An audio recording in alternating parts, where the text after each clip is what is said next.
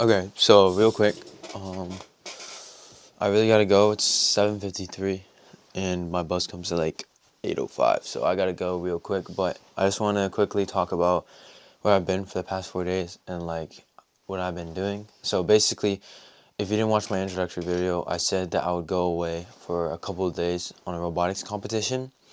And yeah, I wasn't able to vlog, and I wasn't really able to do all my habits that I wanted to do.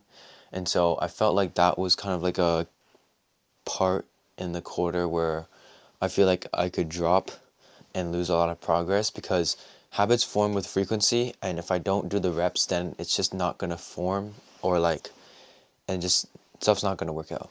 So I was a little worried about that, but I did manage to read a lot, and I did manage to try my best to like, yeah, read and try and be bored. But at the same time, it's really hard when you're surrounded in this environment where you're with a lot of friends, and you're with a lot of only junk food, and you only have your phone on you because, well, you're in the stands and stuff like that. But when I got back, I immediately started getting back into doing my habits, and here's the thing.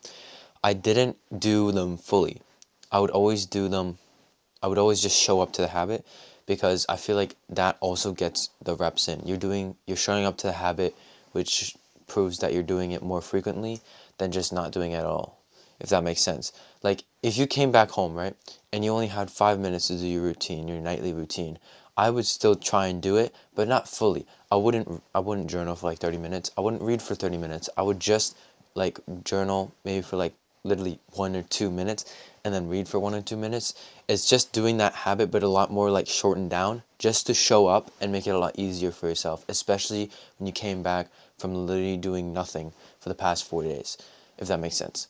And so yeah, but unfortunately I did wake up late today, and that's my fault. I should have woken up, but those couple of days I've really been sleep deprived. I did not get a lot of sleep, good sleep and a lot of sleep, and that kind of just affected my mental health and just my basically everything with functioning. And it's low-key horrible to be in that kind of state, and I never want to be in that state ever again. But luckily it's over now. Robotics is pretty much finished, so I can really focus on YouTube and maybe do soccer, but I'm not sure if I'll do soccer.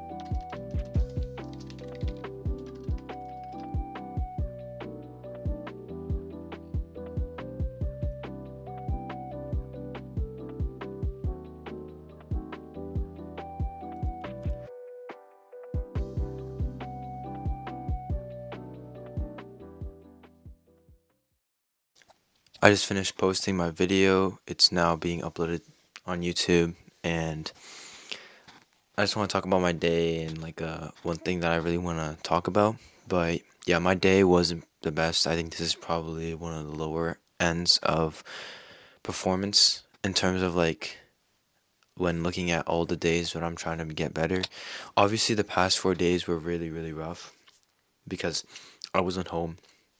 I was sort of on vacation, and so therefore I had a lot of stimulus and like a lot of things that were very high dopamine in my opinion. So I think that's why it's really hard for me to get back into like the lower dopamine things like editing and working, kind of like stuff like that, because I know there are more like easier options that are like more stimulating. So I kind of turned to that. And so that was kind of my day. I did do the work that I wanted to do. However, I think there was a lot of procrastinating and a lot of high stimulus things because of those past 4 days where I just kind of continued to go do things that were very high stimulus. I think it's okay though. Like, I know that I'm still going in the right direction. I still did a lot of habits that are pointing me in the direction that I want to go, and that's sort of like, yeah, that's the important thing. But yeah, I really want to just emphasize that it wasn't really a good day, and that's okay. It's okay to like reflect on today, and I kind of asked what I could improve on, and it reminded me of something that I learned over the past 4 days when I was on vacation. Over the past 4 days, I was reading a lot. I think I read until like halfway into my book, but reading that book reminded me of something really important that I kind of want to talk about. It's environment and how your environment, how your brain associates actions to your environment. So to give you an example, let's say you're looking at your desk. Depending on the actions that you do, your brain will associate those actions to your desk. So to give you an example, let's say your desk is where you play video games and where you study. Your brain will immediately associate that kind of area, that environment, to be the place where you study and play video games. It's same with the kitchen. What do you use the kitchen for? Use the kitchen to cook and eat. What do you use the bathroom for? Obviously to go to the washroom, right? It's those kinds of environments that like your brain associates with, and so it will go towards more of these actions because when you sit down, your brain's like, okay, now it's time to do X or Y. But there's a problem. If you have studying and video games in the same place or location that you work at, so let's say your desk, your brain is going to go towards the easier thing, which is video games. But if you decide to only do one action, let's say studying at your desk, it'll be a lot easier to ease into the habit of studying because that's where you do studying. But yeah, locations and your environment are super important because it's where your brain associates the action towards that environment. And we can use this to our advantage to help create a habit. So, for example, let's say we're going back to the desk. You could only do one action, which is studying. Every single time you sit at that desk, you just study, and that's all you basically do. And that's going to help your brain associate the desk with studying, and it'll make it a lot easier to do that habit.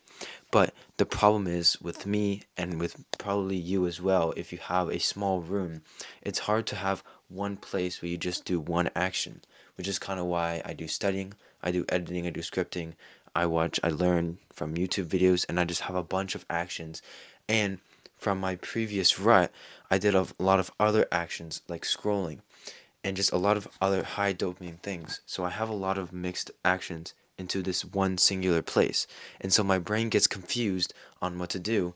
And like I said earlier, it will go to the easier things. And I think that's kind of why it's been so hard to get to work and just instead procrastinate on the easier things because my environment is what I was doing. Well, my environment is the same as I was during the rut. And so my brain kind of associates this desk with being lazy. I think that might be the problem. And so to counteract this, you can obviously rearrange your room or rearrange your desk or stuff like that. Or you can do this one thing that I learned, which helps in this specific situation where you don't have a lot of room. And this is where you use things like a lamp. I have a lamp right there that I can turn on and off. And I learned this from watching a video, which I'll probably put in the description below. I think I made a video on this, but it's always good to just remind. And because I constantly forget a lot of things that I teach, and it's always good to remind. But every single time you go to work, you would turn that lamp on, and this associates your brain that, hey, every single time I turn that lamp on, it's time to work. And I think that's a great solution to having such a small space. Obviously, if you had a bigger room, you could have like a desk for video games, or you could have like a desk for studying and stuff like that. You could just have different locations for different actions, and that would be a lot easier for your brain.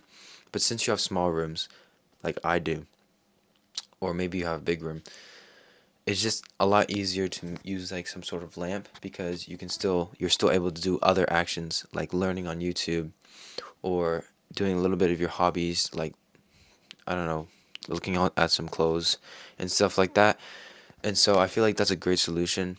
And if you ever want to try it, yeah, try that out. See if that helps. It's obviously going to take a while for it to set in, but it will help you turning on that lamp, and then it helps your brain focus a lot easier because your brain knows that it's time to work. And so that's kind of what I wanted to talk about. I think I might do vlogs every other day because I think I'm just every single vlog that I do, you see me get up, edit, go to school, come back home, edit, done. I feel like that's kind of boring, and maybe I should just do post every other day so that I'm not really like stressed and cramped about editing, and instead I can do other activities that are going to help me, because I feel like I'm prioritizing editing over the self-improvement journey itself, and I think that's kind of like defeating the whole purpose of this vlog thing, because I want to get back on track, and that's not through editing, that's through journaling, that's through reading, that's through meditating. And I can't do that if I need to post every single day and I need to edit every single day in order to meet those expectations. So that's kind of what I'm thinking. I might post just every other day, just so you can spice up the variety of what I do in my day, because I do obviously do other stuff. It's just, oh my god, just editing is just, it takes up a lot of time, and honestly, I feel like it's also me using my time. But if I just had a day where I can do other stuff, I think it would be a lot more entertaining and a lot more, it will help me make a lot more progress towards getting back on track. But yeah, I hope you enjoyed this vlog. I try to make it a little bit more b-roll, but honestly it's still, I don't think it's enough. Maybe I'll do a little bit more detailed to like the different dynamic shots that I do to tell more of a story. But yeah, let me know what I can improve on. If you want more entertainment b-roll, or you want more information like this, let me know in the comments down below. But yeah, I hope you enjoyed this vlog, and thank you so much for watching.